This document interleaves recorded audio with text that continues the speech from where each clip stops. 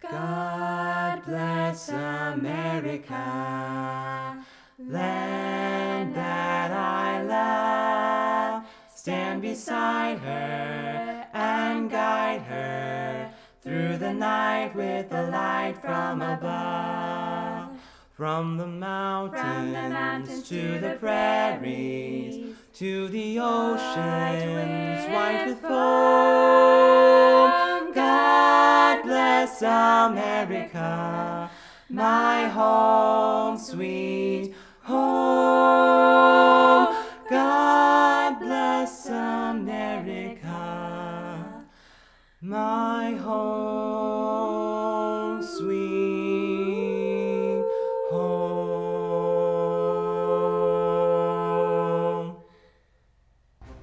I just read an incredible story this morning that I really wanted to share with all of you. It was August 27, 1776, 6 weeks since Continental Congress had voted to accept the Declaration of Independence. Things were not looking good for the Continental Army. Our men are surrounded and outnumbered 4-1, 22-year-old Major Benjamin Talmadge whispered to his fellow officers so not to be overheard by soldiers around them. We're low on powder, and the British fleet is preparing to sail up the East River to cut off any chance of retreat. To fight would mean defeat, but surrender was out of the question. What do we do then? A lieutenant asked. Rely on the protection of divine providence, was General George Washington's reply. God has not brought us this far to desert us. Little did the officers know they would see an amazing divine intervention. They waited all afternoon, night passed, and all the next day as well. No attack came. Why had the British not attacked? They clearly outnumbered the Americans. George Washington was inspired by a daring plan. By night, all 8,000 soldiers would escape across the river. The river was a mile wide. The British might see them or hear their splashing oars, not to mention the noise of 8,000 men, no matter how quiet they tried to be. It was no coincidence that the day before, a regiment of Massachusetts fishermen had come over to reinforce Washington's army.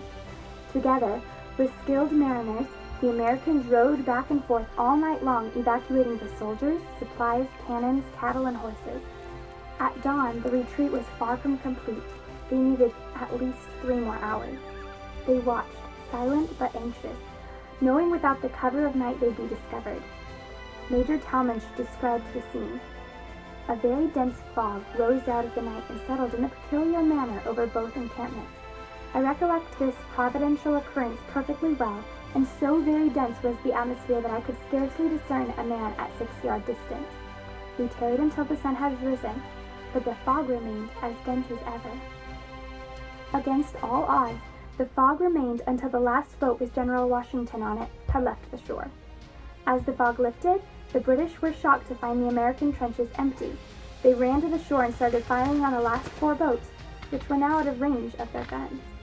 By the time the British were able to move their cannons into position, the Americans had completely escaped.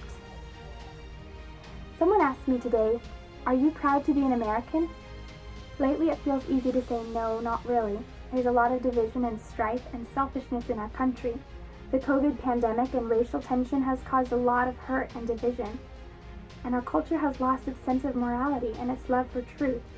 I wonder, do we still have people that will fight for what's right? But I had to stop and consider our freedom.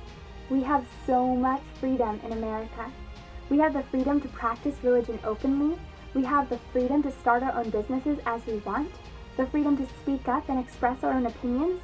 We live in the land of opportunity, and we have the right to life and liberty and the pursuit of happiness. The true story about the heavy fog reminds me that God was divinely involved in the birth of America, and it is my privilege to live in a land that I know He desired to make. It makes me proud to say, yes, I am an American, and I will defend what is right.